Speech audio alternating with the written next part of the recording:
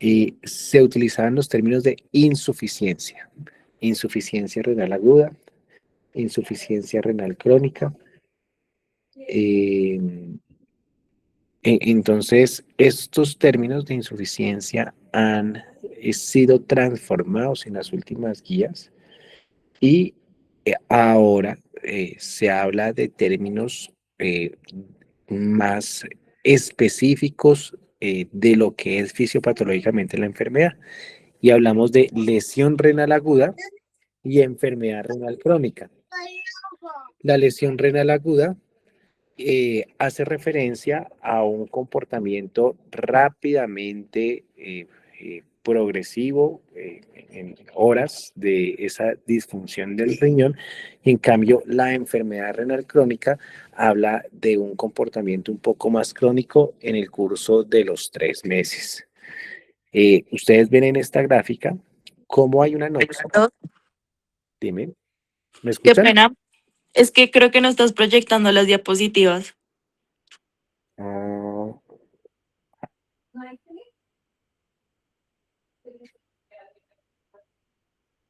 en principio sí, pero entonces espérame a ver si de pronto es la...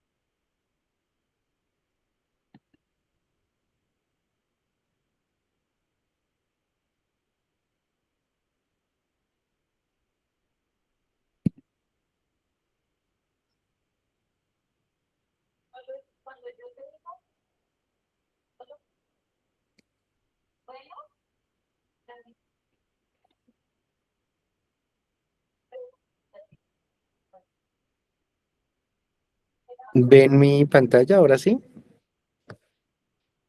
Sí, señor. ¿Y ven la diapositiva? Sí, señor. Listo. Entonces les decía, en esta línea de tiempo ustedes qué van a ver. Acá sobre la derecha, una noxa. Una noxa que se puede llamar medicamento, una noxa que se puede llamar diarrea y deshidratación secundaria a la diarrea, falla cardíaca con hipoperfusión renal, eh, lesión obstructiva de la vía urinaria, se puede llamar sepsis por infección severa, se puede llamar enfermedad glomerular con un daño específico que lo vimos en la sesión pasada. Esa es la noxa. Esa noxa va a producir un daño agudo, que acá lo podemos ver, eh, y se va a llamar un tanto injuria renal aguda, sino lesión renal aguda, y va a ir hasta los 7 días con unas definiciones que miraremos más adelante. Esa lesión renal aguda tiene varios cursos. El primer curso, mejorarse y que la persona pues se le quitó la noxa, se le quitó la infección, se le quitó la obstrucción urinaria, se le quitó la diarrea y pues mejoró. Y ya quedó pues con una función renal normal. O perpetuarse ese daño que después de los 7 días va a empezar a denominarse con este término, enfermedad renal aguda. Ese término va o abarca desde el día 7 del daño hasta el día 90, hasta los 3 veces. Puede pasar igual las dos cosas, que se siga perpetuando ese daño o que mejore el daño y la persona pues revierta el daño y quede con la función renal normal. Si no lo hace y pasa los días 90, esa es la fecha de corte para pensar en algo crónico, 90 días, lo empezará a llamar no insuficiencia, sino enfermedad renal crónica. Y ese es uno de los requisitos, ya miraremos los otros, para empezar a hablar de algo crónico. Esa es la historia natural de lo que suele suceder. Pero ¿qué también puede pasar? Que la persona tiene esta noxa y el riñón se va dañando poco a poco. No es un daño grande, agudo, severo, que genera síntomas y que consulta al médico, sino es un daño que ni él se da cuenta, asintomático, asintomático, y finalmente les va a llegar a ustedes al servicio de urgencias o a consulta externa por acá en el día 93, es decir, cuando ya realmente está en una enfermedad renal crónica. No consultó antes por X o Y razón y consultó acá y ustedes ya lo encontraron con unos marcadores importantes que indicaban una enfermedad crónica, que ya miraremos cuáles son. Entonces, empezando desde lo agudo, la lesión renal aguda es un deterioro repentino y brusco de la función renal, potencialmente reversible, que tiene lugar en horas o días, originando retención de productos nitrogenados y otros desechos que son normalmente eliminados por vía renal. La persona puede dejar de orinar o puede no dejar de orinar. Eso depende fisiológicamente de un mecanismo que yo creo que ustedes lo han leído y lo tienen de pronto en mente, que es el mecanismo contracorriente de el asa de Henle y de cómo ese asa de Henle concentra la orina en la médula renal. Dependiendo de esa concentración, la persona y de muchos otros factores puede dejar de orinar o no. La clasificación de la lesión renal aguda ha cambiado, pero esta, que es la clásica, de la que ustedes van a encontrar en los libros y que de hecho ya no se usa tanto y que no recomienda las guías que se use, contradictoriamente es la que más eh, pudiese ayudar a los estudiantes como ustedes a entender cómo se da ese comportamiento etiológico de la lesión renal aguda. Y la clasificación la dividen en tres grupos. En una lesión renal aguda prerrenal, que abarca pues toda la parte vascular que va hacia el riñón, arteria aferente, eferente, compromiso vascular sistémico, tensión, etc. En un daño intrínseco o renal, o parenquimatoso también lo llaman, y en un daño postrenal que abarca todas las vías urinarias. Este es un poco de epidemiología, incidencia en aumento. ¿Por qué? Porque pues también todas las causas de lesión renal aguda están en aumento. Cuando un paciente está hospitalizado, el 5 al 7% empiezan a presentar lesión renal aguda. 30% de los pacientes que están en UCI pueden presentar lesión renal aguda y cuando la presentan, su mortalidad alcanza inclusive el 50%.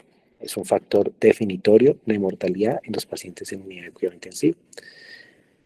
Esto es bastante interesante y yo les decía en la línea del tiempo. El paciente con lesión renal aguda puede recuperarse. Se le quita la noxa, la diarrea, la infección y pues recupera. Pero así haya recuperado, hay un término que quiero que se lleven a sus casas y nunca se les olvide. Reserva funcional renal. Reserva funcional renal. La reserva funcional renal, como su nombre lo indica, es esa función que no está medida, pero que hace que el riñón responda a situaciones de estrés. Esa reserva con la que el riñón puede salir avanti de las noxas que está recibiendo y que se van perdiendo a medida que pasa el tiempo, por el envejecimiento o por todos estos golpes que recibe el riñón. A medida que pasa todas estas cosas, pues la reserva renal funcional va disminuyendo. No es lo mismo la respuesta que tiene el riñón con una primera noxa etiológica de lesión renal aguda, como lo es, por ejemplo, la diarrea. Le dio primera vez diarrea y hizo la lesión renal aguda y a los 3 meses volvió a hacer la misma diarrea y volvió a hacer lesión renal aguda. No es lo mismo la recuperación que va a tener con el primer evento que con el segundo, porque en el segundo ya ha perdido esta reserva funcional renal. Y por eso es que la lesión renal aguda va a aumentar el riesgo de nefropatía crónica, porque cuando ya está viejito el riñón, ya no va a tener la misma reserva de un riñón que nunca ha tenido lesión renal aguda y por lo tanto va a tener más posibilidad de cronificarse ese daño y generar enfermedad renal crónica. Y más si en algún episodio de esas lesiones renales agudas que tuvo fue tan severa que requirió diálisis de forma transitoria. Con mayor razón, pues la reserva va a estar más limitada. ¿Aumenta los costos en atención en salud? Pues por supuesto. Y aquí vemos, de acuerdo a esa clasificación, que insisto, no es la que se usa ahora, pero es la que académicamente es muy interesante para que ustedes se ubiquen, como la mayoría de las causas de lesión renal aguda son prerrenales. Y ya miraremos que son las que más podemos revertir nosotros como médicos, las que más podemos prevenir, porque finalmente esas prerrenales se van a transformar en un daño intrínseco parenquimatoso propiamente dicho, que es lo que realmente sí conocemos como daño renal propiamente dicho, perdón la redundancia. Entonces, acá es donde nosotros podemos intervenir para evitar que el riñón se dañe aún más. Y es la mayoría de las causas de lesión renal aguda. Después sigue el daño intrínseco parenquimatoso y por acá está el postrenal. Entre las causas en la hospitalización, la más común, sepsis, cirugía, enfermedad hepática o cardíaca, medicamentos y contraste. Extrahospitalariamente, hipovolemias, por diarrea sobre todo, medicamentos también, la gente se autoformula mucho, sobre todo medicamentos analgésicos, antiinflamatorios no esteroideos y obstrucciones urinarias. Esta es la clasificación que ustedes están viendo anteriormente, pero un poco más detallada y es una tabla que está en la Harrison y lo de medicina interna. Y miren las causas prerenales: hipovolemia, falla cardíaca, eh, disfunción hepática, disfunción de la regulación renal, que hablaremos ya ahorita un poquito de eso. La postrenal, obstrucción del cuello de la vesícula, obstrucción unilateral o bilateral, por ejemplo, por un cálculo renal, litiasis, próstata, etc. Y la intrínseca, que puede ser daño glomerular, que lo vimos en la clase pasada, daño del túbulo o del intersticio, que puede ser por isquemia, es decir, y acá es donde es la conexión interesante, lo prerrenal, hipovolemia, falla cardíaca, etc. Si se perpetúa, puede llevar a un daño túbulo intersticial por isquemia. Y la isquemia puede llevar a necrosis y aparece un término que ustedes han escuchado mucho quizás, que es el de necrosis tubular aguda. Por ahí va la cosa. Septicemia o infección o sepsis es otra causa de daño tubular intersticial. Toxinas exógenas o endógenas. Exógenas como los medios de contraste, como algunos antibióticos, algunos antineoplásicos, cisplatina, etc. Endógenas como la hemólisis, la rhabdomiólisis, las proteínas del mieloma, etc. Y finalmente un daño intrínseco vascular por vasculitis, por hipertensión maligna, por microangiopatía trombótica. Y eso es lo que se configura rápidamente como lesión renal aguda.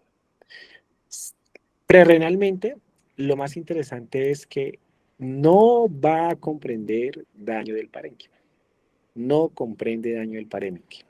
Se suele revertir con gran rapidez y por eso es ahí donde nosotros como médicos y con ustedes como médicos generales o de urgencias que van a hacer en sus primeros años profesionales, tienen que intervenir. ¿Cómo? Con la restauración de una adecuada hemodinamia glomerular. Recordando que en el glomérulo, acá hay un rango normal de tensión en el que el glomérulo se puede autorregular. Si está por debajo de esto o por encima de esto, eh, se pierde esa autorregulación renal y pueden haber más problemas prerrenales. ¿Cómo es esa autorregulación?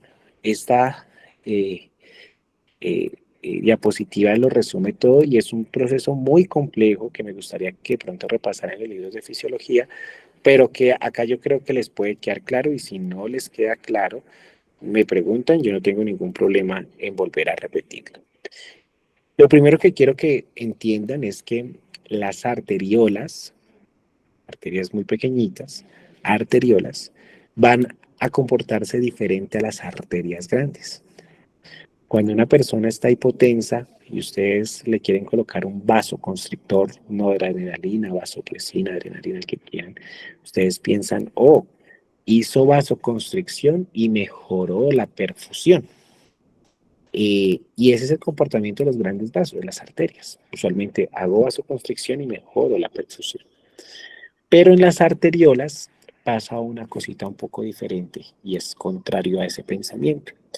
Si la arteriola baja su volumen o su tamaño o su diámetro, esa disminución del diámetro de la arteriola lo que va a hacer a limitar el flujo de sangre.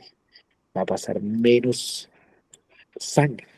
Y si pasa menos sangre, la cantidad de sangre que va a estar acá presente va a ser poquita y si hay poquita sangre, poquito volumen, la presión también va a ser bajita.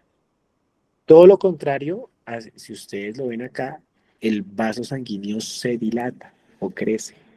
Si el vaso sanguíneo se dilata, va a pasar más sangre.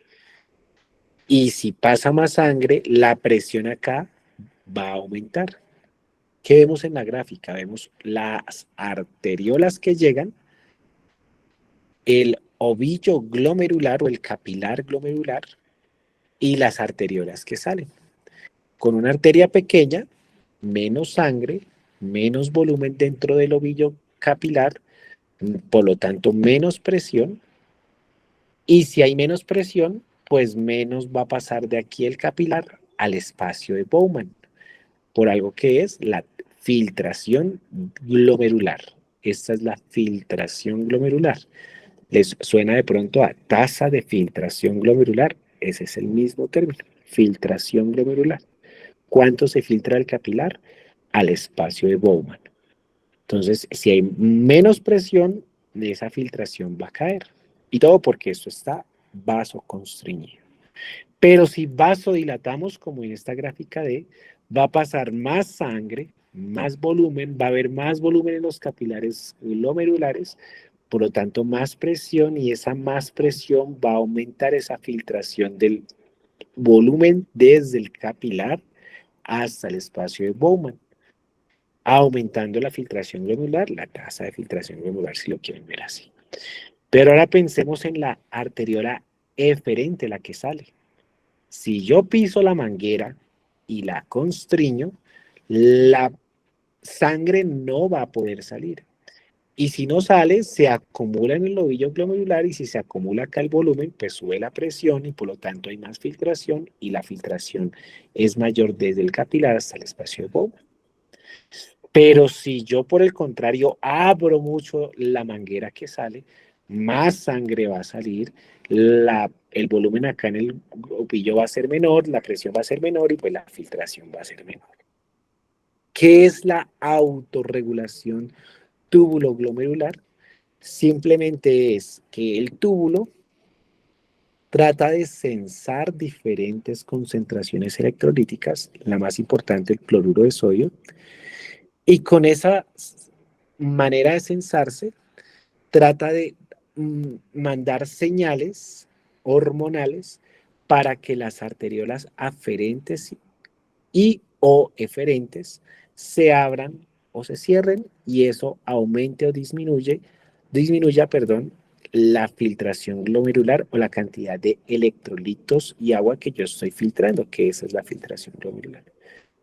¿Con el fin de qué? De restaurar lo que el túbulo está creyendo que está mal. Y les hago el ejemplo clásico con el eje renina-angiotensina-aldosterona. Nosotros hablábamos en falla cardíaca que había hipoperfusión renal en la falla cardíaca. Y esa hipoperfusión renal hacía que, pues acá no hubiera tanta presión de entrada y por lo tanto no hubiera mucha presión en el capilar y esta filtración glomerular, como lo ven acá en la graficada, pues estuviera un poco baja. Eso que indica que además de filtrar poca agua, está filtrando poco sodio.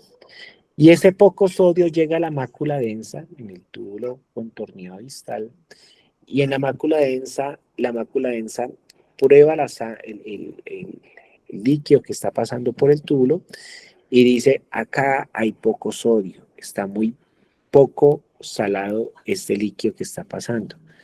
Creo que mi ser humano está un poco hipotenso y no le está llegando sangre al riñón y por eso está un poco bajo ese aporte de sal y de agua hacia estos túbulos. ¿Qué voy a hacer? Voy a liberar renina para que la renina convierta el angiotensinógeno en angiotensina, etc. Y después por la enzima convertidora de angiotensina se convierta en aldosterona. Bueno, eje de renina, angiotensina, aldosterona. ¿Y qué va a llevar tanto la angiotensina como la aldosterona? Uno, aumentar la presión para que haya mayor perfusión hacia el riñón. Y dos, ya hemos hablado mucho de la aldosterona, reabsorber sodio y agua para que a mayor absorción de sodio y agua, pues haya más volumen y el riñón no esté tan hipoperfundido, porque eso es lo que la mácula densa está creyendo, que el riñón está hipoperfundido. Entonces, al hacer eso, al liberar renina, al liberar angiotensina, ¿qué estamos haciendo?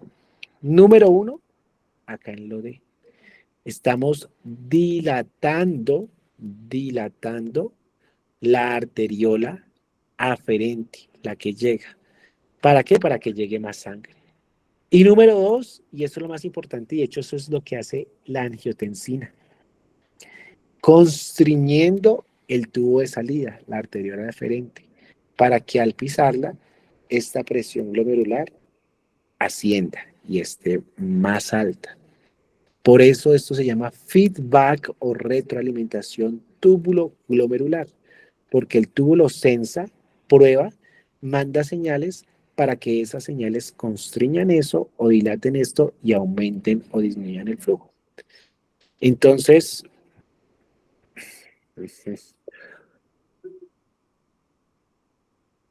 yo tenía una gráfica que no sé si esté acá, creo que no. No, no está. Les voy a dar un ejemplo de la vida real. Un paciente con diarrea. El paciente con diarrea se pone, si está muy deshidratado, hipotenso. Y si se pone hipotenso, esto se empieza a caer, como ustedes lo ven ahí. Se empieza a caer. Pero para que no se caiga, pues el riñón sensa que está caído todo, porque hay muy poquito sodio, activa el eje renina-angiotensina-aldosterona y va a constriñir la arteriola que sale para aumentar esa filtración y de forma transitoria inicial evitar que se caiga el filtrado glomerular. Pero si esto sigue cayendo, a pesar de que esto esté constriñido, puede que no sea suficiente para abordarlo. O es más, si yo tengo algunos medicamentos durante un episodio de diarrea que no debería usarlos, como por ejemplo los inhibidores del eje renina-angiotensina-aldosterona, enalapril, ramipril, losartán, valsartán, voy a perpetuar este daño. Y ustedes se preguntarán, ¿pero por qué? Porque finalmente la angiotensina me está tratando de compensar. Y si el señor toma un inhibidor de la angiotensina para su tensión y tiene diarrea y se lo sigue tomando, pues este mecanismo que me está tratando de proteger no va a existir y la tasa de filtración se va a terminar de caer. Por eso es que muchos dicen que los sartán, valsartán, enalapril y todos los sidecarados son nefrotóxicos. Pero más adelante miraremos que no son nefrotóxicos. En realidad son nefroprotectores, pero si se dan en un momento inapropiado, como en este ejemplo que les estoy diciendo, la diarrea es muy inapropiado darlo, estoy quitando un mecanismo de regulación y por lo tanto sí se vuelven malos. Ahí se deberían suspender. Pero después de que pase este evento agudo, pues se deberían reiniciar porque son nefroprotectores. Entonces, ese mito de que son nefrotóxicos es el primer mito que quiero que olviden y saquen de su cabeza. No son nefrotóxicos, son nefroprotectores, pero si se dan en un momento inapropiado, sí son malos.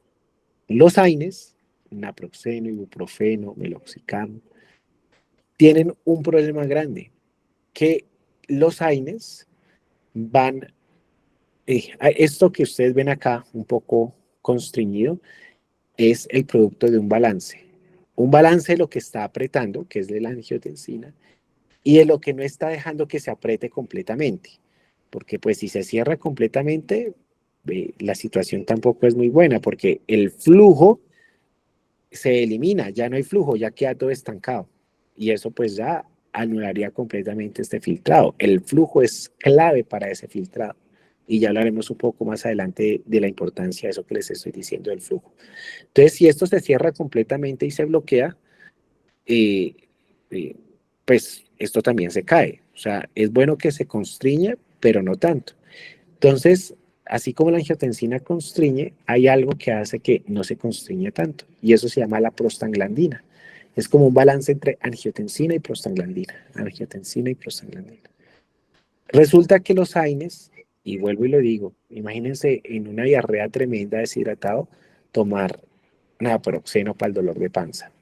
Pues el naproxeno va a bloquear la producción de esa prostaglandina, y al bloquear la producción de prostaglandina que me estaba tratando de mantener esto ahí con el balance, ese balance se va a perder y esto se puede llegar a construir completamente y ahí sí terminar de dañar esto. Dos ejemplos sencillos con algo que es la diarrea. ¿Les queda claro ese mecanismo de regulación o feedback tubuloglomerular? Creo que es a veces un poco difícil de entender, pero con los ejemplos puede ser un poco más ameno el asunto. Resulta que la aterosclerosis, los pacientes hipertensos y los pacientes con edad avanzada van a tener hiperplasia de la mioíntima de esas arteriolas y por lo tanto menor capacidad de dilatación y por lo tanto menor respuesta a esa regulación que estamos hablando. Por eso es que este grupo de pacientes enfermos con edad avanzada pues responden diferente y un poco más resabiadamente que un paciente joven. No es lo mismo que le dé una diarrea asesina, deshidratadora, hipotensora a un señor de 80 años a que le dé a un joven de 15 años. El comportamiento renal va a ser diferente.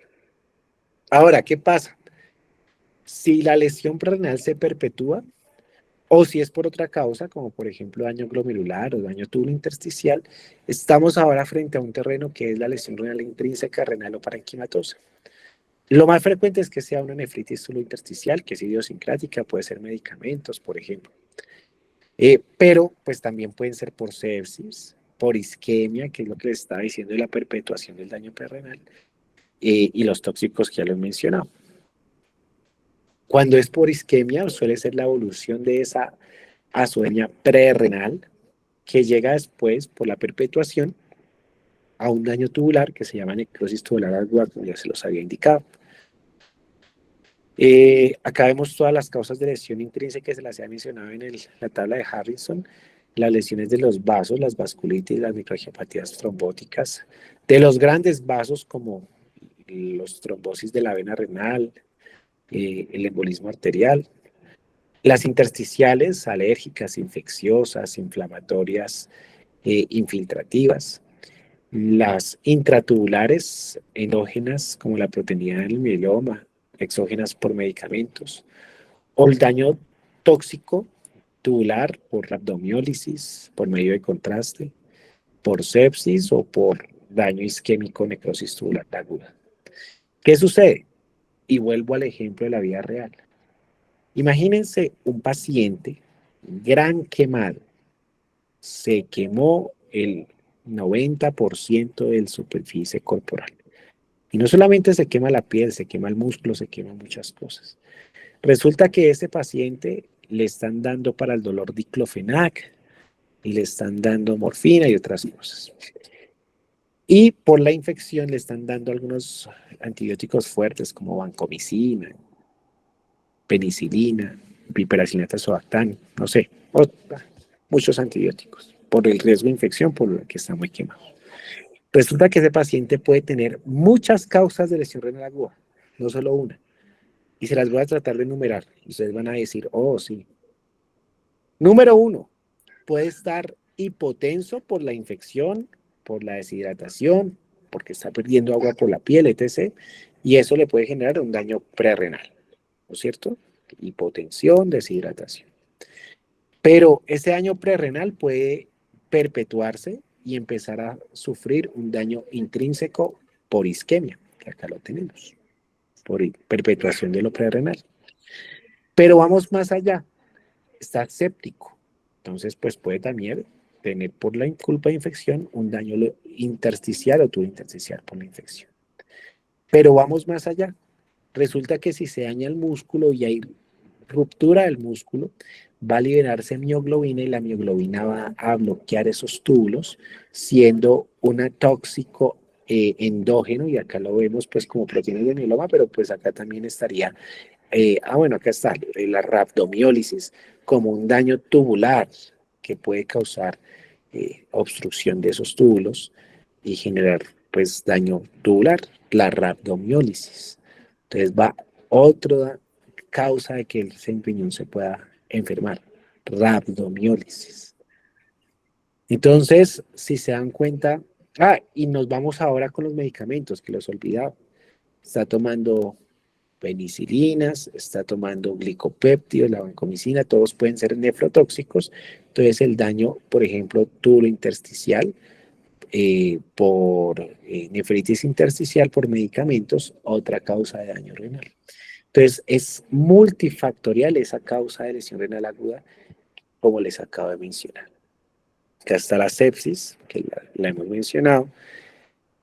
Algo que no les dije de esa lesión por isquemia es que esa necrosis tubular aguda, como ustedes lo ven en esta gráfica, hace que estos túbulos, pues las células tubulares, se mueran, y después de que se mueran se empiecen como así, como a esfoliar, como ustedes lo ven ahí, se empiezan a desprender y empiezan esas células muertas a obstruir los túbulos. Mire cómo los tapan acá.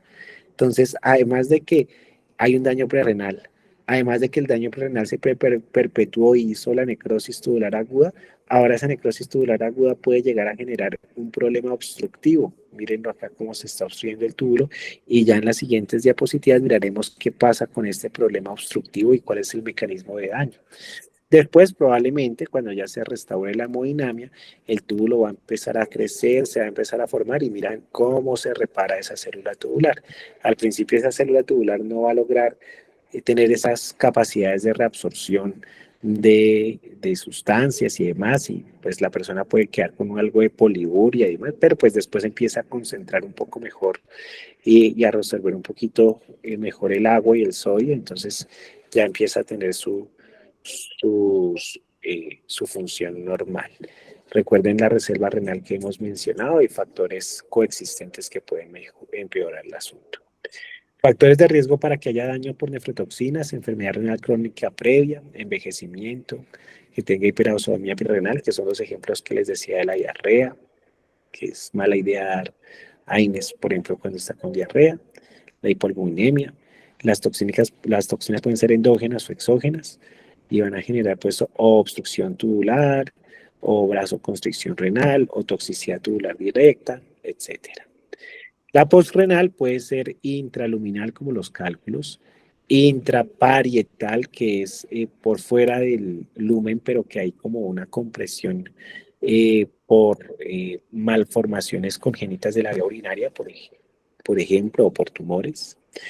Por compresión extrínseca, tumores sobre todo del tracto del abdomen, sobre todo retroperitoneales, y por disfunción de los nervios, que hace que haya vejiga neurogénica, reflujo vesiculolateral, entre otras cosas. La más frecuente de las unilaterales es la litiasis, y la más frecuente de las bilaterales es la hiperplasia prostática benigna. ¿Qué pasa? Que si se obstruye pues un uréter, si se obstruye, así como se obstruye pues por ejemplo este tubulito, y subrayenlo porque esto usualmente es pregunta de parcial. ¿Qué pasa?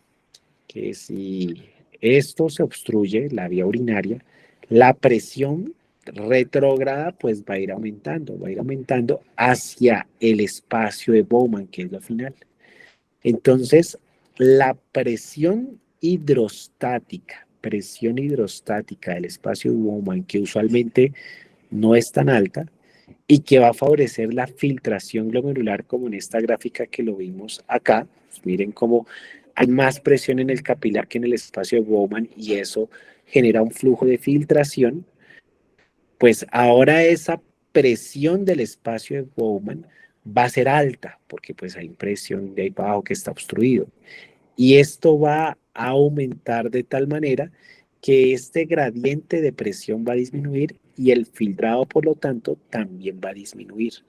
Y si eso se perpetúa, además de disminuir el filtrado glomerular, eso pues va a generar fibrosis, va a generar inflamación, va a generar cicatrización y va a empeorar el daño glomerular, generando usualmente un patrón de glomerulosclerosis focal y segmentaria secundaria. Acá hay un cuadrito en el cual pueden diferenciar cómo es una lesión renal aguda renal de una que es renal. Eh, Importante mencionar dos cosas. Número uno, ustedes ven esto que se llama FENA, EFNA o fracción excretada de sodio.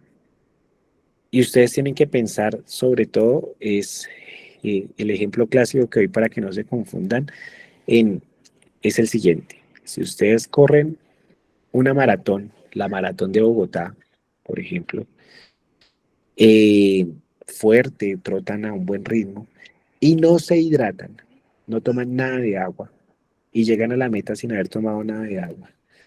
Y van y orinan en los baños esos públicos que colocan allá en el Simón Bolívar. La orina le saldrá clara, clara diluida o amarilla, amarilla concentrada. La respuesta que todos tienen en la mente saldrá muy concentrada, porque es lo que pasa cuando uno no ha tomado mucho líquido. El riñón trata de concentrar y reabsorber la mayor cantidad de agua para no perder agua por la orina, porque pues está un poquito deshidratado y no quiere perder agua. El riñón es muy inteligente. Entonces concentra el agua, reabsorbe el agua y la orina sale concentradísima de solutos, de potasio, de nitrógeno, de muchas cosas y poquita agua, entonces sale bien concentrada, bien amarilla. Pero si yo tomo y tomo y tomo agua, o sea, no estoy deshidratado, pues la orina sale diluida, sale casi cristalina. Entonces en lo prerrenal, ustedes piensen prerrenal, diarrea, falla cardíaca, y hay más ejemplos, pero piensen en diarrea. En la diarrea hay deshidratación. Y en la deshidratación se activa el eje renina-angiotensina-aldosterona. Eh, yo voy a reabsorber sodio, voy a reabsorber agua. Entonces, pues en la orina va a haber poco sodio, por ejemplo, que yo lo estoy reabsorbiendo. Y por eso es que en la renal, miren que la fracción excretada de sodio o fena va a ser menor a 1.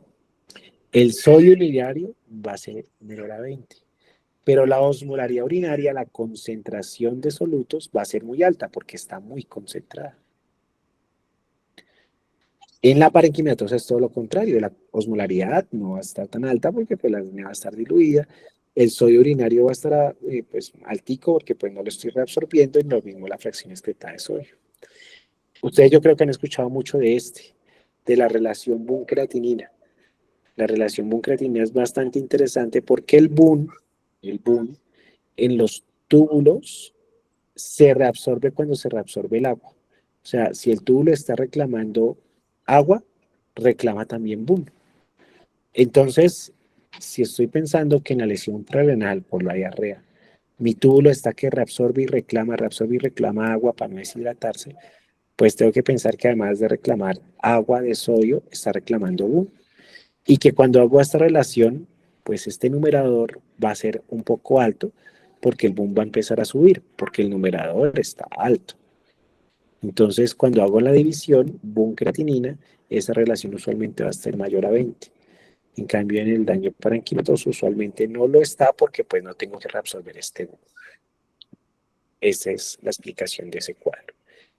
Y esta es la clasificación de lesión renal aguda.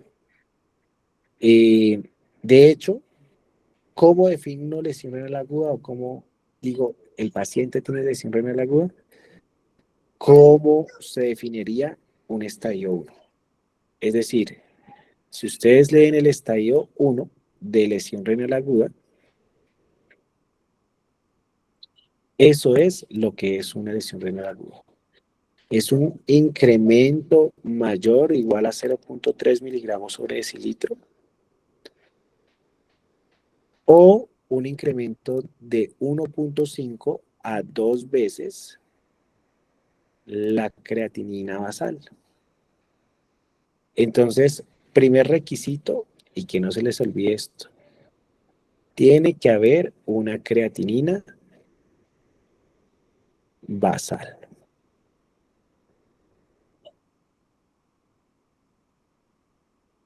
Si no tengo una creatinina basal, me puede quedar un poco difícil saber si es algo agudo o algo crónico. El ejemplo clásico es, les llega un paciente de urgencias, los valores de creatinina usualmente van de 0,6 a 1,1. Creatinina es con lo que nosotros miramos o medimos la función renal y hablaremos un poco de la misma. Y les llega a urgencias un paciente con creatinina en 5. Entonces usted dice, no, yo creo que es algo agudo, es joven y demás. Pero no tienen esta creatinina basal. Entonces, ustedes les va a quedar muy difícil saber si este 5,0 es desde hace 3 años que lo tiene o si realmente hace 2 días es que se le viene subiendo la creatinina y va en 5. Y eso es muy diferente para saber si es agudo o es crónico. Y la única manera de saberlo es teniendo una creatinina basal.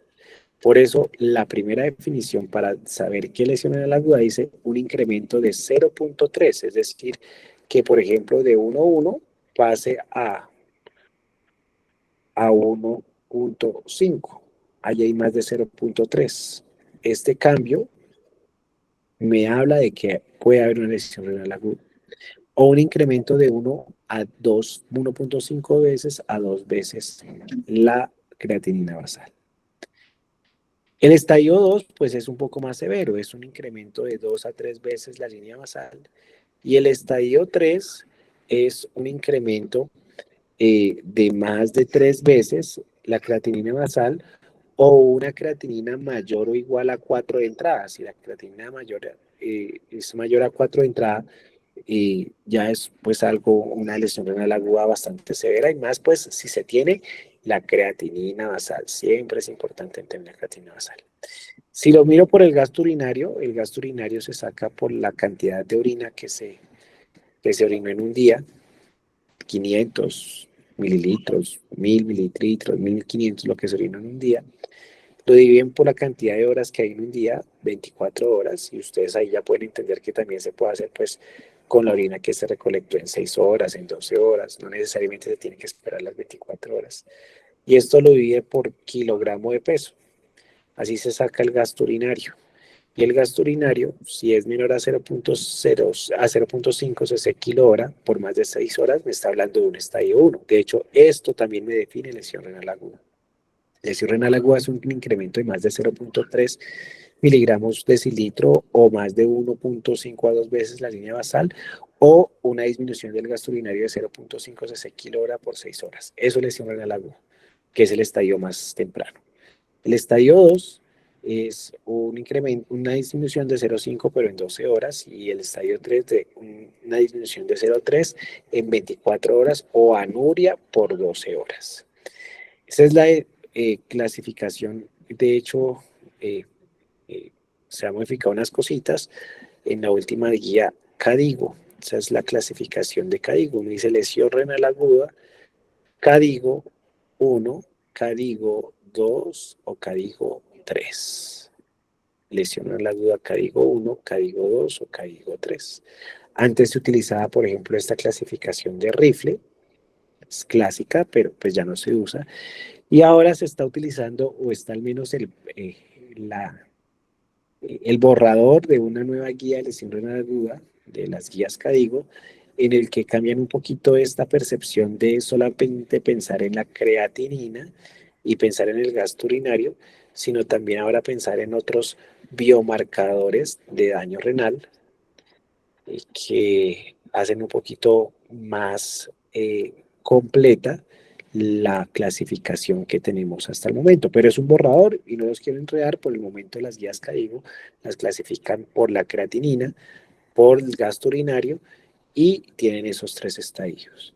Supongan que está peor el gasto urinario que la creatinina. La creatinina me da para un estadio 1, un ejemplo, y el gasto urinario me va para un estadio 2. ¿Digo que es CADIGO 1 o CADIGO 2? La respuesta es, eligen el peor. Eligen siempre el peor, entonces el señor sería CADIGO 2, en el ejemplo hipotético de clasificación. Preguntas. Es un poco, muchos conceptos, pero traté de ser lo más claro con lo agudo. ¿Qué sucede con lo crónico? Lo crónico tiene que tener la primera aseveración y es 3 meses. Y se los dije en el cuadrito de la historia natural de la enfermedad.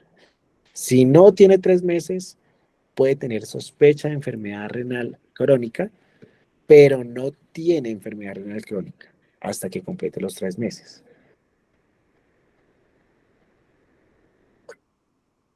¿Qué otras cosas me hablan de enfermedad renal crónica? Una tasa de filtración glomerular, volvimos a hablar de la filtración glomerular, menor a 60. Y eso lo diferencia de lo agudo, porque si ustedes se dieron cuenta, en lo agudo yo no hablé de tasa de filtración glomerular. De pronto, pues cuando les estaba explicando el concepto de feedback glomerular para que me entendieran, pero de tasa de filtración glomerular yo no hablé en lo agudo. Si ustedes ven acá, toda esta clasificación que ustedes ven acá en esta gráfica no es nada de tasa de filtración glomerular. Es de creatinina y de gasto urinario, no de tasa de filtración glomerular. Pero acá sí se maneja la tasa de filtración glomerular. La pregunta es, ¿cómo mido la tasa de filtración glomerular? La mido con algo que ya he mencionado en el anterior, tema de lesión renal aguda, que es la creatinina. No es la única manera de medirla, hay más maneras de medirla. La creatinina es muy imprecisa, pero es la más barata. Una que es más precisa, pero más costosa, es la cistatina. Un poquito más costosa, pero no tiene tanto error metodológico. Una que se utiliza mucho en laboratorio de investigación es la inulina. Es mucho más costosa y es invasiva, toca inyectar la inulina, es exógena. En cambio, esto no es exógeno, esto yo lo produzco en mi cuerpo. Y otros métodos son, por ejemplo, los métodos ya imaginológicos como el renograma diurético o gamografía renal. También me miran algo de filtración. ¿Qué sucede? Y quiero que tengan presente esto. La creatinina y la cistatina son sustancias que se producen en el cuerpo. Así como se producen en el cuerpo, se filtran por el glomérulo libremente, no se transforman ni nada y por eso las puedo utilizar para mirar esa filtración. No se reabsorben en el túbulo porque, pues, si se reabsorben en el túbulo podría yo generar confusiones. O se reabsorben en poquitas medidas. De hecho, la creatinina es la que tiene más problemas con eso. No se secreta activamente en los túbulos porque necesito es que se secrete solamente por la filtración glomerular, no por los túbulos. Si secreta por otro lado, pues puedo tener errores.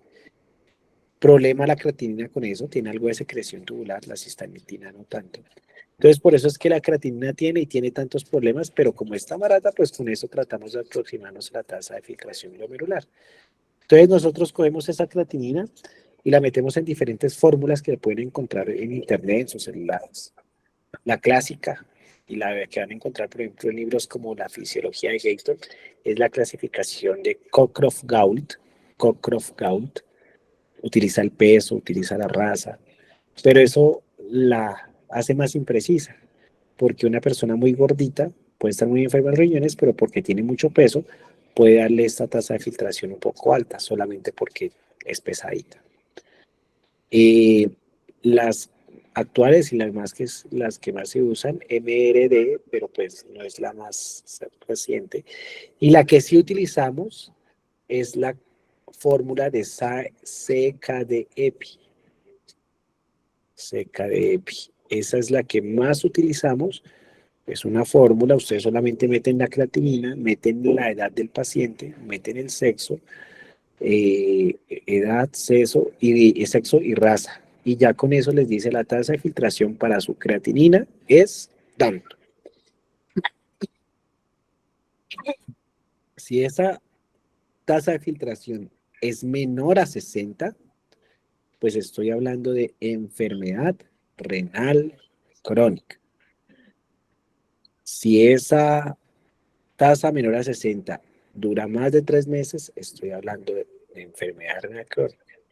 Y si además de eso tiene alteraciones estructurales o funcionales, que se da por la proteinuria, por la hematuria, por los cilindros o por alteraciones renales detectadas en una ecografía como riñón único, riñón en herradura, riñón lobulado, etc., o está trasplantado, estoy hablando de enfermedad renal crónica. Entonces, en conclusión, yo podría decir que la enfermedad renal crónica se define como una tasa de filtración menor a 60, una tasa de filtración menor a 60, con o sin proteinuria, hematuria, alteraciones ecográficas, eco,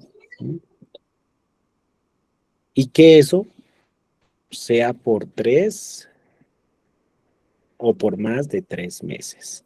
Si cumple esas 3 cosas, tiene enfermedad renal crónica.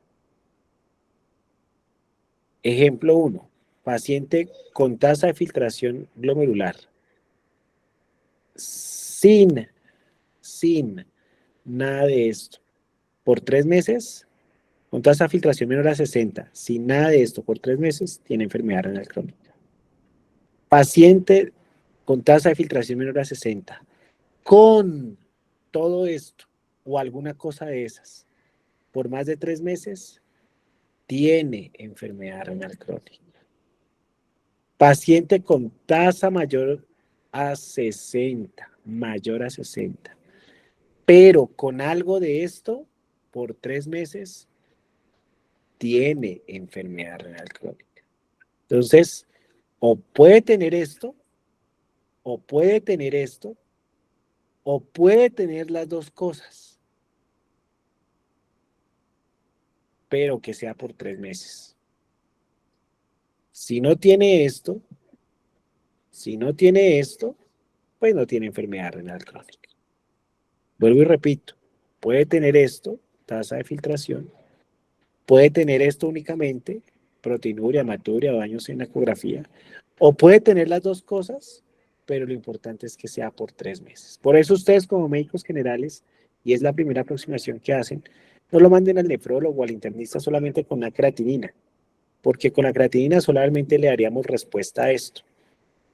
Mándelo con la creatinina, con un parcial de orina para ver si tiene proteinuria hematuria, puede pedirle la albuminuria, pídale la ecografía renal y vías urinarias, sí, o sea, ya vaya más allá para que el nefrólogo pueda decir, ah, sí tienes enfermedad renal crónica. Miren esta excepción tan chévere que les voy a contar. Yo digo, hay que esperar 3 meses, pero resulta que mi paciente nació o finalmente no nació, sino por un tumor renal, le quitaron una riñón. Y de los 2 riñones solamente tiene uno. Eso se llama persona monorrena. Monorrena derecha, monorrena izquierda, solamente tiene un riñón. Ya es monorrena. ¿Debo esperar 3 meses para decirle que tiene enfermedad renal crónica?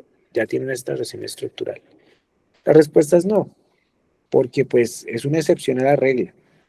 En 3 meses va a estar igual con un riñón, ya es una alteración permanente. Esa excepción no tendría que esperar los 3 meses. Ojo con eso. Lo otro sí, pero pues si yo ya sé que tiene algo que no va a revertir, es que la proteinuria puede tenerla hoy y en 3 meses ya no tenerla, a ver si una proteinuria transitoria, por eso los 3 meses es clave.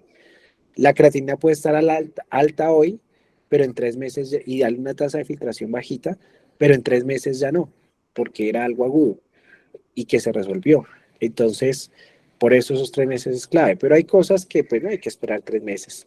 Persona monorrena, Otro ejemplo sería un trasplante renal, pues no, ya está trasplantado, ya que voy a esperar los 3 meses, pues ya tiene una alteración que va a ser permanente, entonces pues ya esto de los 3 meses no aplicaría, son excepciones. Esto es interesante, la albuminuria es el mejor marcador de progresión y lo miraremos en una tabla más adelante. Y esto es más interesante aún, en enfermedad renal crónica tengo que pensar en que el riñón no solamente filtra agua y tóxicos, que tiene muchas otras funciones. Sí, acumula tóxicos y eso genera uremia.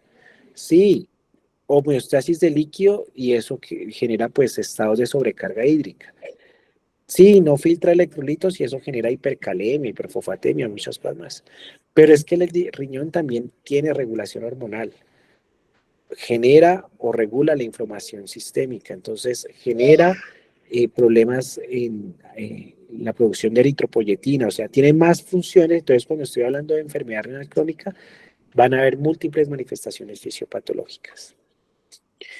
Si estoy hablando del paso a paso fisiopatológico, tengo que pensar en que hay mecanismos que desencadenan o que pueden desencadenar la falla renal. ¿Qué mecanismos? Propios de la diabetes. Por ahí hablamos, por ejemplo, de los productos de glicosilación avanzada, pero hay más mecanismos por los cuales la dieta daña el riñón.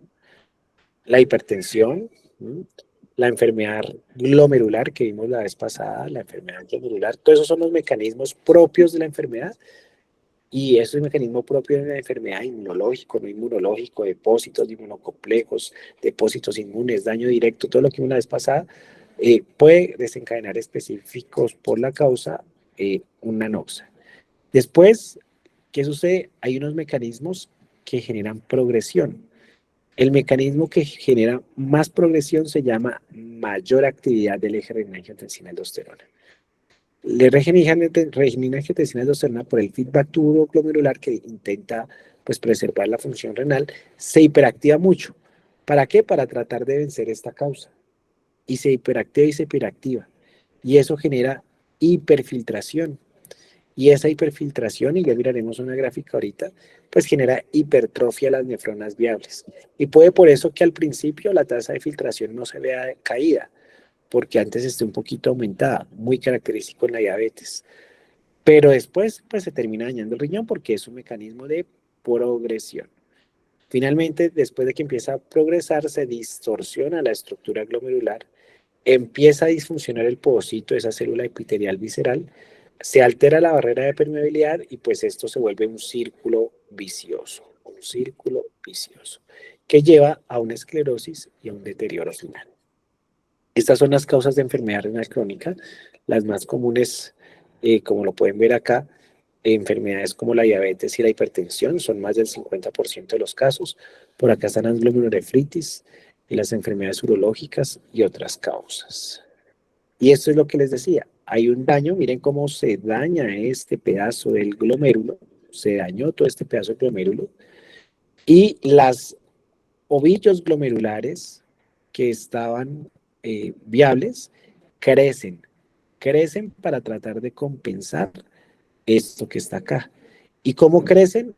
A punta del eje renina-angiotensina-aldosterona, que porque hay hiperfiltración, y permítanme, yo me devuelvo a la diapositiva del eje de la regulación. Ustedes dicen, ¿por qué el eje renina-angiotensina-aldosterona me va a generar hiperfiltración? Mírenlo acá tan bonito. Y pues esa hiperfiltración finalmente es lo que me está, acá.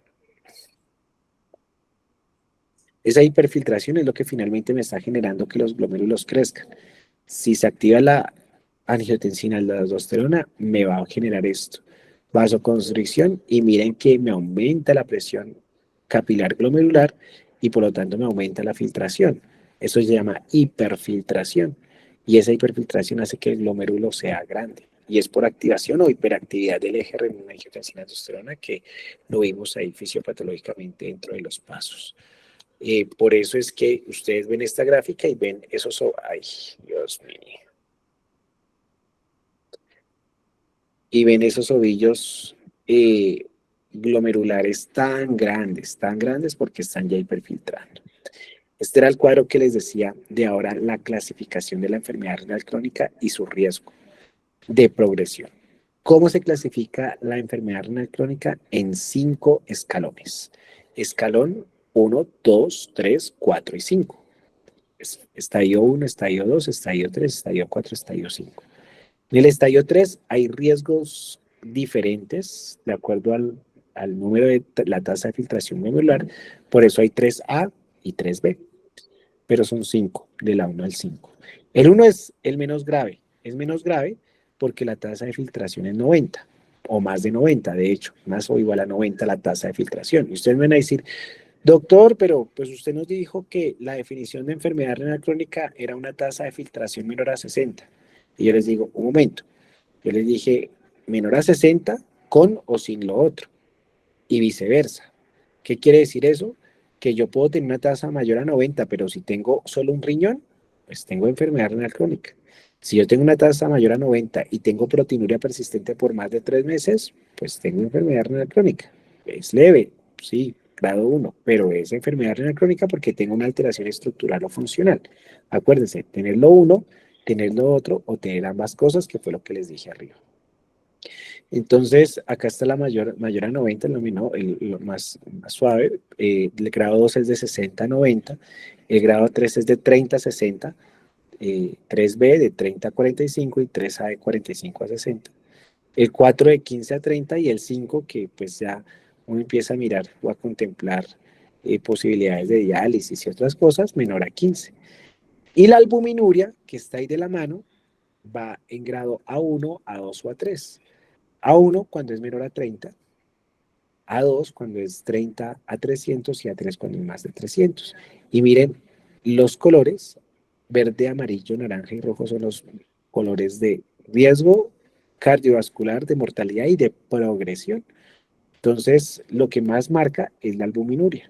La albuminuria A3, miren que está naranja o rojo. En cambio, en A1 puedo tener unos verdecitos cuando la tasa de filtración no es tan alta.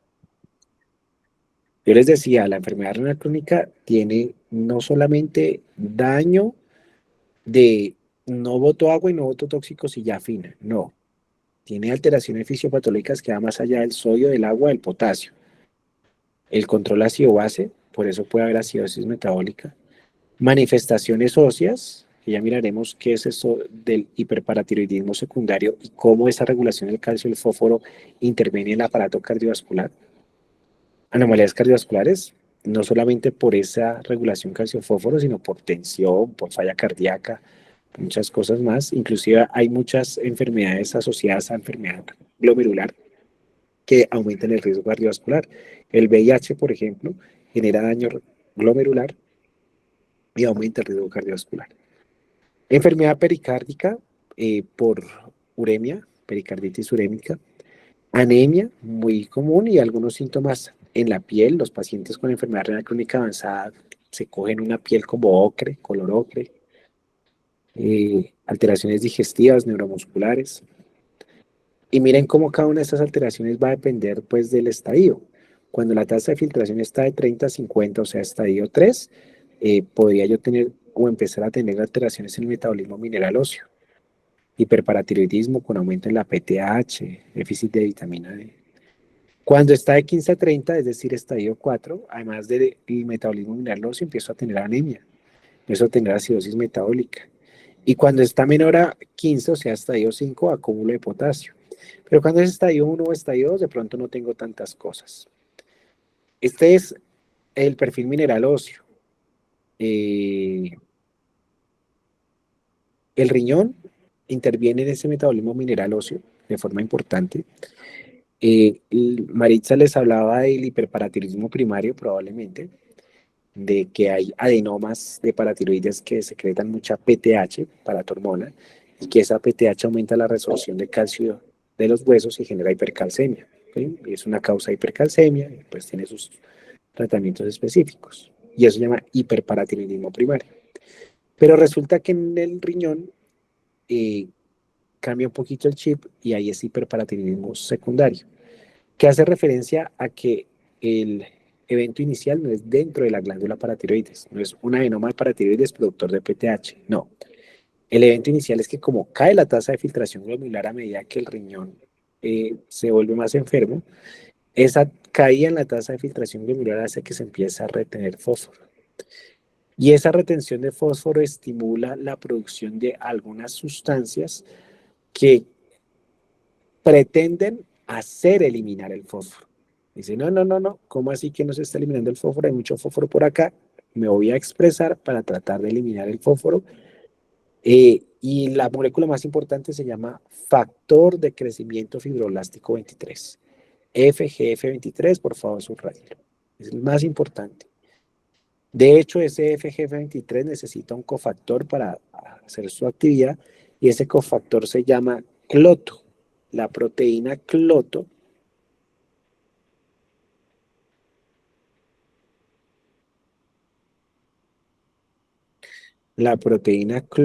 cloto es bastante interesante y se llama así porque se ha estudiado como un cofactor interesante en la longevidad.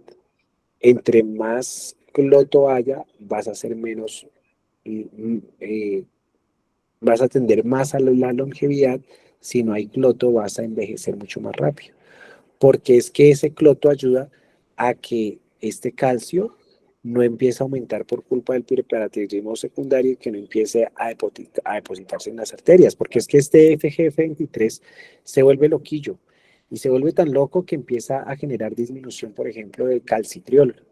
Y al disminuir el calcitriol, empieza a disminuir la absorción intestinal de calcio. Y entonces cuando disminuye la absorción intestinal de calcio, el FGF23 también pues aumenta de hecho la resistencia ósea, la PTH, es decir, todo hace que el calcio empiece a bajar en sangre y cuando el calcio empieza a bajar en sangre, la PTH dice, uy, un momento, este calcio está muy bajo y se empieza a subir. Y esta PTH en vez de mejorar el problema, lo que lo hace es poner más malo, porque la PTH empieza a reabsorber calcio de los huesos para tratar de subir un calcio que en realidad no estaba bajo, estaba falsamente bajo por todas estas cosas. Y ese calcio empieza a subirse y empieza a depositar en las arterias. El FF23, por ejemplo, se asocia con, acá no lo tengo, pero se asocia con hipertrofia ventricular. Entonces empieza a haber problemas cardíacos, calcificación vascular y valvular, osteodistrosia renal porque los huesos empiezan a poner débiles, arenosos, calcifilaxis, que es calcificación en los tejidos blandos. ¿Mm? Entonces, eso es el hiperparatiroidismo secundario, a grosso modo. Y si hablamos de la anemia, pues el jueves hablaré un poco más en detalle de anemia el próximo jueves, pero en la anemia hay muchas cosas que son bien interesantes en la enfermedad renal crónica. Son múltiples vías. Quizás tres de las más importantes son la de la inflamación, la de la producción de la eritropoyetina y la del hierro, que tiene que ver a veces con la inflamación. ¿A qué hago referencia? Empezamos con la inflamación. La enfermedad renal crónica, igual que muchas enfermedades metabólicas, la obesidad, la diabetes, hipertensión, etc., son enfermedades inflamatorias crónicas. Y eso todos lo sabemos y lo tenemos claro. Y una de las citoquinas inflamatorias que se liberan en la enfermedad crónica es esta, hepcidina. Hepcidina. Esa hepcidina me va a bloquear unos canales muy importantes de hierro que se llaman ferroportinas. Y esa ferroportina es muy importante porque es la que me va a sacar el hierro de mis reservas. ¿Dónde está la reserva? En el hígado, en el retículo, en el sistema retículo endotelial e inclusive de la absorción intestinal. ¿Para qué lo va a sacar de ahí? Para poderlo usar. ¿Quién lo usa? La médula ósea para pues, generar glóbulos rojos.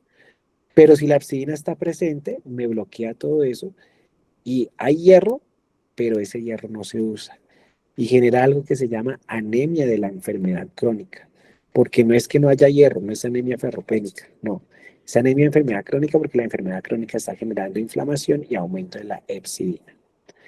La otra vía interesante es que pues la uremia, las toxinas urémicas como tal, pues van a generar freno de la médula ósea y no se van a producir glóbulos rojos. Y la última es aún más apasionante y es a nivel renal una vía, esta es la de la arcina acá, perdón, una vía que habla de esta molécula que se llama HIF-2 o factor inducible por hipoxia. ¿Qué sucede? El riñón es muy vascularizado y tiene o recibe un alto gasto cardíaco. Recibe mucha sangre y con esa sangre mucho oxígeno y es un órgano que gracias a Dios tiene mucho oxígeno para utilizar.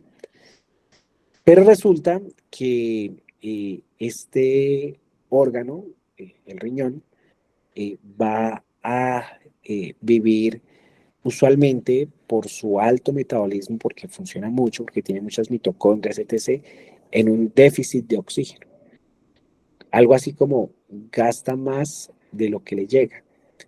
Y ese gasta más de lo que le llega hace que estén como en una hipoxia relativa, guiño, guiño, y que esa hipoxia relativa haga que este HIF-2, factor inducible por hipoxia, esté muy, muy presente, eh, y esta buena presencia haga que se produzca eritropoyetina. Básicamente el IFI-2 hace que las células renales, eh, sobre todo el túbulo, vayan y produzcan eritropoyetina. Pero, ¿qué pasa? Que si ya tengo una enfermedad renal crónica, mi actividad metabólica renal pues ya no es la misma. Ya no necesito tanta energía, ya no necesito usar tantas mitocondrias, ya no necesito hacer tantas cosas pues porque estoy enfermo. Entonces ese débito de oxígeno se empieza a perder. Esa deuda de oxígeno se empieza a recuperar y ya la célula deja de estar como en esa hipoxia relativa. Y por ende, pues este HIF-2 deja de hacer su función y se empieza a disminuir la producción de EPO. Es básicamente por eso la disminución de la producción de eritropoyetina, que sería el tercer blanco de la anemia. De hecho, acá vemos lo del HIF. Acá está en condiciones normoxémicas, oxígeno, HIF-alfa, y como ese HIF-alfa se va a añadir a esta proteína de von Hippel-Lindau, se va a ubiquitinizar y después de la ubiquitinización se van a degradar y pues nada, no pasa nada. Pero en condiciones de hipoxia, como ese HIF-1 se transloca a la célula nuclear y esa célula nuclear va a hacer que vaya junto con el HIF-beta a activar genes responsables de la transcripción de cosas para esa hipoxia como la eritropoyetina. Entonces, por eso las condiciones normoxémicas no ayudan a que el HIF-alfa eh, active vías para producir eritropoyetina. Para terminar, sí señores, para terminar, quisiera tener este cuadrito a la mente para que ustedes vean las diferencias entre algo agudo y algo crónico. Algo agudo me habla de reversibilidad, algo crónico no. Algo agudo eh, me habla de que tiene mala tolerancia a la anemia, a la acidosis, hay muchos síntomas, en cambio lo crónico se acostumbra y degenera menos síntomas. Algo agudo usualmente el tamaño renal está normal, en cambio lo crónico usualmente está pequeño, a menos de que tenga, por ejemplo, riñón poliquístico o una enfermedad infiltrativa o la diabetes, que puede el riñón estar normal o grandecito. Algo agudo, la PTH está normal, pero ya vimos que en lo crónico puede haber hiperparatiroidismo secundario. Acá no les mencioné la anemia, pero en lo agudo puede que la hemoglobina esté normal, pero pues depende de la causa. De pronto pues esté sangrando por una hemorragia digestiva, por otra cosa, pero pues digamos así que la hemoglobina no baja en lo agudo por culpa del riñón. En cambio en lo crónico sí va a haber anemia pues por la enfermedad renal crónica. En lo agudo se mueren de causas infecciosas, en lo crónico se mueren de causas cardiovasculares. Entonces si yo tengo, y vuelvo a hacer el ejemplo que les decía ahorita, un paciente con una creatinina de base, una creatinina que les llega a urgencia en 5.0, y que se los dije al principio, esa creatinina en 5.0 cuando les llega el servicio de urgencias, lo primero que ustedes se tienen que preguntar, oh, ¿tiene una creatinina basal? A saber si es agudo o crónico. No la tiene. Entonces ustedes dicen, ¿será que ese señor tiene una lesión renal aguda o será que tiene una enfermedad renal crónica que con esto le da una tasa súper avanzada por ahí estadio? Entonces, una de las estrategias que uno puede utilizar para determinar si es agudo o crónico y pues que no tiene la creatinina basal, porque si tiene la creatinina basal y hace 2 días tenía una creatinina en uno, pues ya les respondió que era algo agudo. O si tiene la creatinina basal y hace 5 meses tenía la creatinina, 5 meses tenía la misma creatinina en 5, pues ya les dice, ah, no, este señor ya era crónico conocido, ¿sí? Pero si no tienen esto, una de las cosas con las que se pueden apoyar es midiendo, por ejemplo, la PTH, es midiendo, por ejemplo, lo que les decía el perfil de anemia, ¿sí? Es midiendo una ecografía para mirar cómo está el tamaño de los riñones, es mirando los síntomas, es dándole un poquito de manejo, un chance un día con liquiditos, a ver si revierte o no. Son estrategias que los hacen tratar de entender a ustedes si es más agudo o más crónico ese paciente. Con estas dos cosas, que es lo grueso que me gusta siempre explicarles de nefrología, espero que hayan entendido un poco lo que es la lesión renal aguda, lo que es la enfermedad renal crónica, lo que es la enfermedad glomerular. Eh, en 8 días, el jueves, creo que sí nos vamos a tener que ver presenciales. No sé si de pronto les conviene a paso un horario, por ejemplo, en la mañana, ahí lo discutiremos, pero sí necesitamos espacio para hablar un poco más del tema de hematológico, de anemias y de coagulación. Y probablemente vayamos a hacer un CPC, algo de electrolitos, que son 4 diapositivas que tengo por ahí después de esto y de pronto si hagamos una CPC de correlación clínica. Estoy hablando un poquito con el doctor Roger porque la idea es que el martes tengan clase con la doctora Maritza Pérez, creo que no sé si virtual o no sé si allá en la facultad, en el horario de 7 a 9 de la mañana para que lo tengan presente.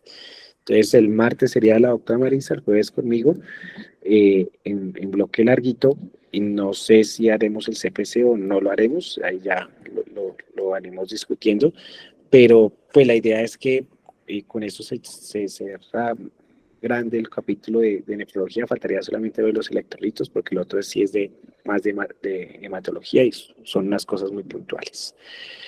¿Qué preguntas tienen, qué dudas tienen del tema?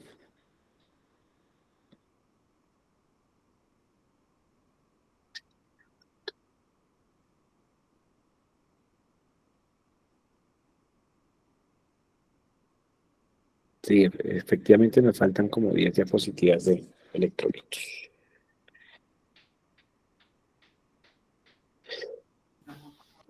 Doc, una pregunta, o sea, pues no es del tema, es del parcial. Por ahí, ¿qué día lo podríamos hacer?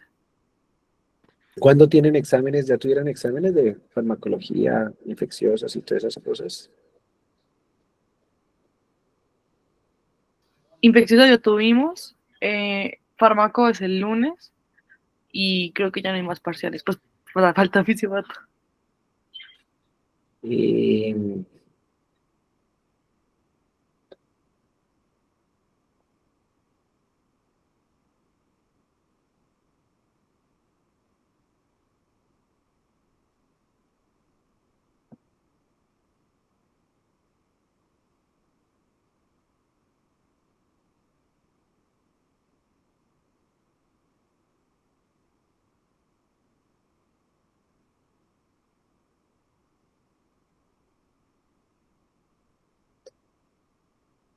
pues estaba planeado inicialmente para el 5 de junio. Eh, lo podemos hacer ese 5 de junio, tal como está en el programa. Terminamos el jueves. eh, o lo podríamos dejar para el martes 9 de junio. No sé qué fechas les convenga más de las dos, 5 de junio o 9 de junio, no tengo inconveniente. De pronto discútanlo entre ustedes y me hacen No, saber definitivamente el martes. el martes. Bueno, pero discútanlo, háblenlo y pues todavía hay tiempo y ahí vamos charlando. ¿Les parece? Sí lo discutimos, Doc. Y nada, eh, me faltan como 8 exámenes todavía. Voy a trabajar en la noche. Quiero darles esas notas ya, pero me han habido varias cosas que me han atrasado en la calificación y les pido excusas a todos ustedes de verdad de corazón. Eh, la nota del doctor Hincapié, no sé si se las pasó él, pero él me la pasó la semana pasada. No sé qué taller les hizo. La doctora Arieta no me ha pasado nota, no sé si les ha dicho algo. Y el doctor Hincapié les pasó nota o me las pasó, fue solo a mí.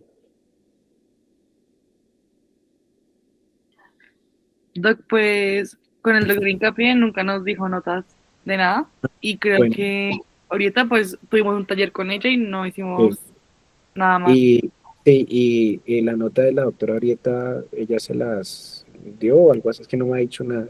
Pues ya le escribí, pero no me ha respondido. Aunque ella siempre deja la nota como muy al final. Te estoy mandando a tu WhatsApp, Camila, el archivo que me envió el doctor Hincapié con las notas para que se las socialicen. No sé si hizo algún taller o algo así, pero él me mandó esas notas la semana pasada. Y ya, y pues mis quizzes, algo de apreciativas serán lo que tendrán. Yo creo que ahorita con los exámenes les doy como esa nota. Y no hay más notas, chicos, lo de los exámenes. Entonces, si tienen inquietudes cuando vuelvan a repasar las clases y demás, me pueden escribir. Yo trataré de responder esas inquietudes para que las tengan o vayan también reservándolas para el jueves para que me las hagan. Bueno, eh, nada, ¿alguna otra inquietud, pregunta? Doc, ¿y cómo nos con los parciales? Fue muy similar a la vez pasada, pues hay notas extremas, hay algunas personas les fue muy bien, otras muy mal, pero en promedio muy similar al anterior parcial, pero pues algunos estuvieron en la retroalimentación y más o menos saben cómo fue el asunto. Y la verdad sí fue muy promedio, no están tampoco tan mal. Y aunque ustedes le tienen mucha miedo a las preguntas abiertas, a menos de que hayan escribido eh, unas cosas terribles, usualmente soy más laxo con las abiertas que con las cerradas, porque en las abiertas pues hay muchos matices grises que uno pudiese entender. Entonces a veces les va un poco mejor con lo abierto que con lo cerrado. Bueno, chicos, entonces ya saben, el martes con Maritza, el jueves conmigo. Hablaré con el doctor Roger a ver si se hace CPC, no se hace. Pero en principio, de pronto, si se hace, lo hacemos el jueves, algo de correlación. Entonces, de pronto, sí, el jueves nos vemos bastante tiempo, vayan con onces. Muchas gracias. Buenas noches a todos y que descansen. Gracias, Doc. Gracias, Doc. Gracias, Gracias, Doc. Doc. Chao, les va bien, Gracias, Doc. juicioso. Buenas Igual. noches. Doc, una última cosa, me faltó las diapositivas que quedaste de mandármelas también. Pero no me dijiste cuáles necesitaba. Y yo te mandé el mensaje, pero me dejaste en visto. Sí, te dije. Ay, perdón, no, pero ¿me dijiste cuáles clases? Sí, ahí te las pasé. Ah, bueno, ya miro. Esta me Y imagino la de hoy que también. aplica la de hoy, ¿no? Sí, también. Listo. Bueno, chao. Que les va Bueno, bien. gracias. Chao.